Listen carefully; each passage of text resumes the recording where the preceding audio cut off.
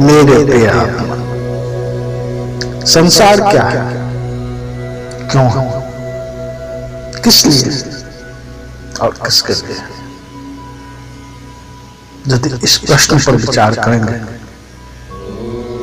तो आपको सर्वत्र भव क्लेश, इन दो प्रतिद्वंदी भावों के ही दर्शन होंगे। कभी कोई सुखी है तो कोई दुखी है, कोई रोता है तो कोई हंसता है, कोई मरता है तो कोई जन्म लेता है। एक ही व्यक्ति कभी सुखी है, कभी दुखी है, कभी रोगी है, कभी स्वस्थ है। इस प्रकार इस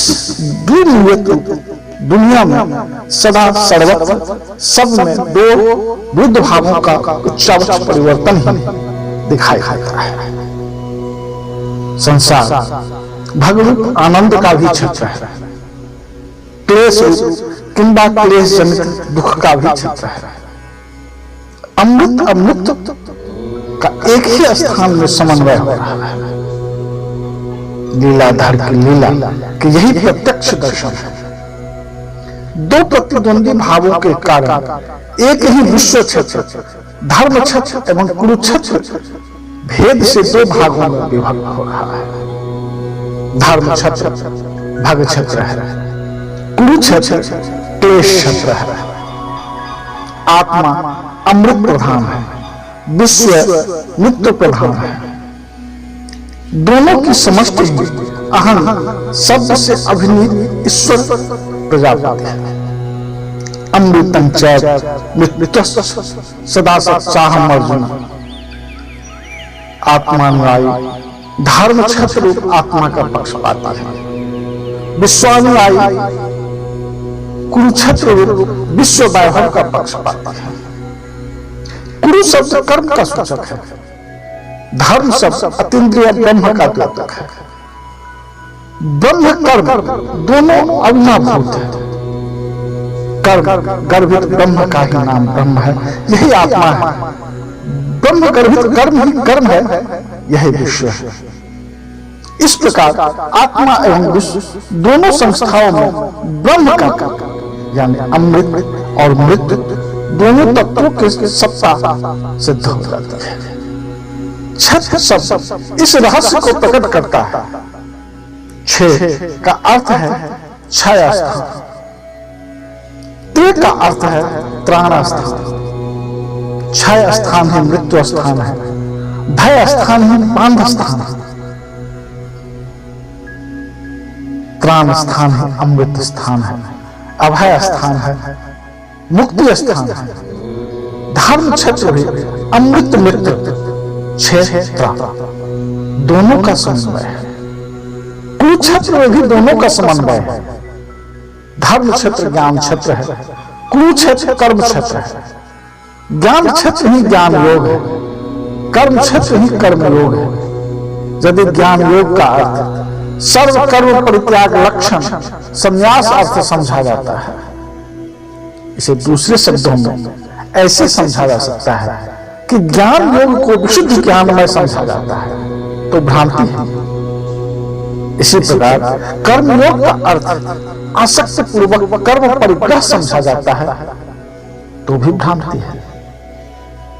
ज्ञान योग वही श्रेष्ठ है जिसमें कर्म का ग्रहण एवं कामना का परित्याग। कर्म योग वही श्रेष्ठ है जिसमें प्रवृत्ति का फलेच्छा का परित्याग एवं निष्काम कर्म का ग्रहण हो। यही तो बुद्धि योग है, यही तो गीता ग्रंथ का निष्कर्ष है। इसी रहस्य को भगवान व्यक्त करने के लिए व्यास ने दोनों को क्षेत्र शब्द से व्यवहित किया है। छाया स्थान कर्म स्थान है, त्राण स्थान ज्ञान स्थान है। दोनों की समष्टि धर्म क्षेत्र किंबा ज्ञान क्षेत्र यानी ज्ञान योग है। इसी प्रकार दोनों को समष्टि ही कुरुक्षेत्र किंबा कर्म क्षेत्र यानी कर्म योग है। लोक में सब साधारण यही दोनों निष्ठाएं प्रचलित है, लेकिन भगवान कहते हैं कि दोनों को दो समझना ही युद्ध का कारण है। क्लेश की आवास भूमि है तुम दोनों को एक समझो। इसी उभयनिष्ठ बुद्धि और निष्ठा को व्यक्त करने के लिए व्यास ने धर्म क्षेत्र को कर्म क्षेत्र का विशेषण बनाते हुए गीता के प्रतिपाद्य विषय का धर्म क्षेत्र कुरुक्षेत्र इस एक हो वाक्य में स्पष्टीकरण कर दिया है। आसक्त कौरव केवल कर्म परायण थे, पांडव केवल धर्म परायण थे। अतएव इसलिए महाभारत युद्ध से पहले पहले दोनों ही अशांत रहे। इस अशांति का निराकरण किया भगवान ने। इसके लिए बुद्धि योग का उपदेश देना पड़ा। इस प्रकार विज्ञान दृष्टि से संपूर्ण विश्व ही आत्मपेक्षा धर्म क्षेत्र है एवं विश्वपेक्षा कुरुक्षेत्र है। इसमें युद्ध करने वाले धर्माभिमानी पांडव हैं तो कर्माभिमानी कौरव है। एक कहता है कि संसार का ड्राइवर ही सब कुछ है, दूसरा भी कहता है कि धर्म ही सब कुछ है। विश्व को अशांत रखने वाला यह एक बड़ी जटिल समस्या है। हमें इस उपदेश की आवश्यकता है जो हमारे सांसारिक वैभव को भी सुरक्षित रखे और दूसरे शब्दों में हमें कर्म क्षेत्र पर भी आरूढ़ रखे एवं साथ ही आत्मा का भी विकास करता रहे। ऐसे उपदेश सिर्फ और सिर्फ भगवान कृष्ण हैं, जिन्होंने बुद्धि योग के द्वारा दोनों को एक साथ पकड़ में रखने के लिए समझा दिया है। आज बस इतना ही। आपके आत्मा में बैठे परमात्मा को नमन करता हूं।